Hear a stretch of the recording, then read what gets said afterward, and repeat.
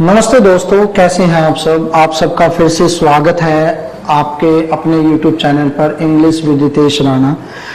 My friends, आज फिर एक नए कुछ वर्ड मीनिंग्स मैं आपके लिए लेके आया हूं। चलिए शुरुआत करते हैं। और शुरुआत करने से पहले प्लीज चैनल को लाइक, शेयर और सब्सक्राइब जरूर कर लें। चलिए देखते हैं। आज जो पहले वर्ड मीनिंग्स है वो है एक न्यूज से। न्यूज है इंडिया, न्यूज है आपकी, India abstained from voting on Ukraine resolution. Bharat ने यूक्रेन प्रस्ताव पर मतदान करने से मना कर दिया, उन्होंने परहेज किया। एब्सटेन होता है परहेज करना। एब्सटेन आप अंडरलाइन कर रहा हूं मैं, इसको आप लिख लेना, ठीक है। एब्सटेन का मतलब होता है परहेज करना, ठीक। रेजोल्यूशन का होता है मतलब प्रस्ताव, कोई भी प्रस्ताव आपके सामने आता तो उसको कहते हैं रेजोल्यूशन। तो चलिए इस न्यूज को पढ़ते हैं, देखते हैं आप। अब तो न्यूज है India abstained from voting on a resolution of the United Nation Human Rights Council.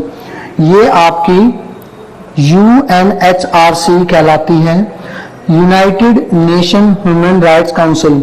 उसके अंदर यूक्रेन की जो यूनाइटेड स्टेट ने जो रेजोल्यूशन लेके आए, प्रस्ताव लेके आए, उसमें इंडिया ने वोटिंग करने से परहेज किया, मतलब उन्होंने वोटिंग नहीं की इंडिया ने।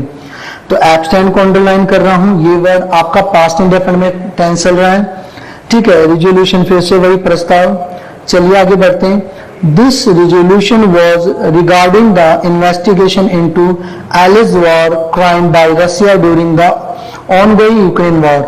ये जो रेजोल्यूशन है, ये रेजोल्यूशन रिगार्ड का मतलब है के लिए, किसी चीज के लिए, मतलब इसके बारे में। Regarding the investigation into alleged war. Alleged का मतलब है चाहकर, कोई चीज जब चाहकर कोई की जाती है, एलिज कहलाती है वो। कि जो रशिया ने मतलब इच्छा से, मतलब कि बिल्कुल जबरदस्ती जो यूक्रेन के ऊपर वार किया है, जो ह्यूमन राइट्स जो थे उनका वायलेशन किया है, उसके ऊपर उनकी इन्वेस्टिगेशन के लिए था। तो इसके लिए इंडिया ने उससे परहेज किया। अगला आगे चल रहे हैं।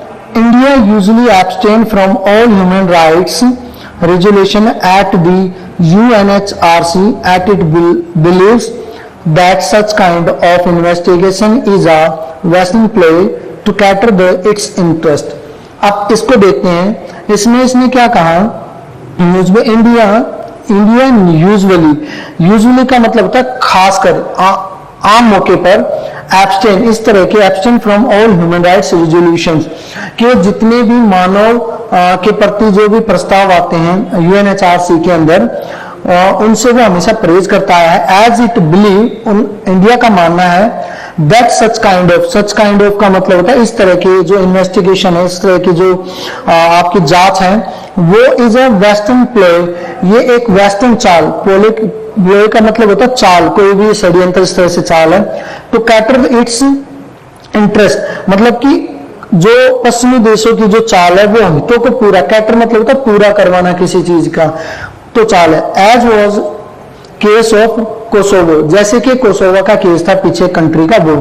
This is the reason India denied UNHRC commissioners access to Jammu and Kashmir. इसीलिए this is the reason India denies, इसलिए यही वो कारण है कि जो इंडिया है वो जम्मू कश्मीर के आयुक्तों के बारे में जो उनकी राय है जम्मू कश्मीर के मामले में, उनको UNHRC के अंदर ले जाने से मना करता, वो खुद ही नहीं चाहता।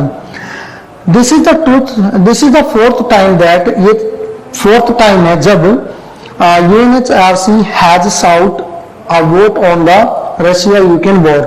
ये फोर्थ टाइम है जब उठाया है। साउट मतलब किसी को मतलब मांगा है, मतलब कोई चीज मांगना, सीख साउट मतलब मांगना है। जब ये मांगी, उन्होंने वोट मांगी है रशिया यूक्रेन वॉर पर।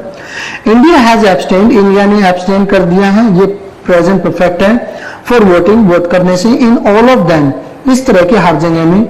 इस तरह के साथ साथ और भी, मतलब all of them, voting in all of them, सभी में। जैसे कि अभी कुछ और भी कंट्रीज हैं, जैसे कि आपकी पाकिस्तान है, बांग्लादेश है, साउथ अफ्रीका है, उज्बेकिस्तान है, कजाकिस्तान है आपकी, ठीक है, कायरिजिस्तान है, ठीक है, अल्जीरिया है, कैमरून है, गबोन है, ठीक है, बोलोविया है, ठीक है, हंड्रस है, और सूडान एंड सिगल्स है ऑल्सो, ये सारी कंट्री ने ऑल्सो मतलब ने भी abstain from voting on this resolution, और इस प्रस्ताव पर उन्होंने भी परहेज किया। तो एक छोटी सी न्यूज थी ये, इसमें कुछ वर्ड जो आप अपनी लाइफ में यूज कर सकते हैं, वो कौन से हैं देखिए। पहला वर्ड आपके सामने है आपका एब्सटेन, परहेज करना। रेजोल्यूशन मैंने कहा प्रस्ताव, इन्वेस्टिगेशन जांच होती है, ऑन गोइंग चल रहा है, जैसे मैंने कहा ऑन गोइंग कोई काम चल रहा है, भी ऑन गोइंग इस पर कोई काम चल रहा है। प्ले चाल होता है, इंटरेस्ट हित होता है, एसेस पहुंच होती है, और साउट मान होता है मांगना किसी चीज को। अब इन्हीं से रिलेटेड मैंने कुछ और जो word meaning in word meanings को लेकर कुछ सेंटेंसेस बनाए हैं, उनको भी आप देख लेंगे एक बार, ठीक है। चलिए सेंटेंस आपके सामने है। पहला सेंटेंस है आपका यू, देखिए ये पहला सेंटेंस आपका, you can't totally abstain from eating. आप पूरी तरह से, मैंने कहा आप पूरी तरह से आप परहेज नहीं कर सकते। एब्स्टेन मतलब परहेज करना भी होता है, मतलब परहेज कर नहीं कर सकते ईटिंग से, खाने से बिल्कुल दूर नहीं रह सकते, खाना पड़ेगा। रिजोल्यूशन का मतलब प्रस्ताव भी होता है, लेकिन रिजोल्यूशन संकल्प भी होता है, कोई संकल्प आप ले लेते हैं। जैसे मैंने कहा I made a resolution to make more exercise, मैंने ये संकल्प लिया कि मैं और भी बहुत ज्यादा एक्सरसाइज करूंगा। फाइनली आखिरकार the government has approved the resolution, आखिरकार सरकार ने इस प्रस्ताव को पास कर दिया है। एलिज होता है चाकर, the police found their alleged involvement, मतलब पुलिस ने पाया उनकी एलिज इन्वॉल्वमेंट को, मतलब उनकी कथाकथित जो इन्वॉल्वमेंट थी, मतलब चाह कर उन्होंने जो काम किया, जो गलत काम किया वो उनकी मतलब ऑलरेडी इच्छा से था, इच्छा से होने के लिए कहते हैं एलिज। इन इंटरनेशनल टेररिज्म, इंटरनेशनल आतंकवाद के अंदर। सच काइंड का मतलब होता है इस तरह के, I never had such kind of feelings for someone before, मेरे अंदर कभी इस तरह की फीलिंग्स किसी के लिए नहीं आई आज से पहले, ठीक है। कई बार हम कहते हैं, आपके अपनी गर्लफ्रेंड को कह सकते हैं कि I had never such kind of feeling for you before, कि मेरे आप कोई बहुत ज्यादा प्यार करता था, आप कहते कि यार मेरे अंदर है ना आज से पहले इतनी ज्यादा प्यार भरी फीलिंग्स कभी नहीं आई, ठीक है। प्ले होता है there are various ploys we can use if necessary, हम बहुत सारी जो चाल है वो चल सकते हैं अगर वो नेसेसरी है, जरूरतमंद है तो। एंड मैनिपुलेट, मैनिपुलेट होता है चालाक, कोई चालाक बंदा।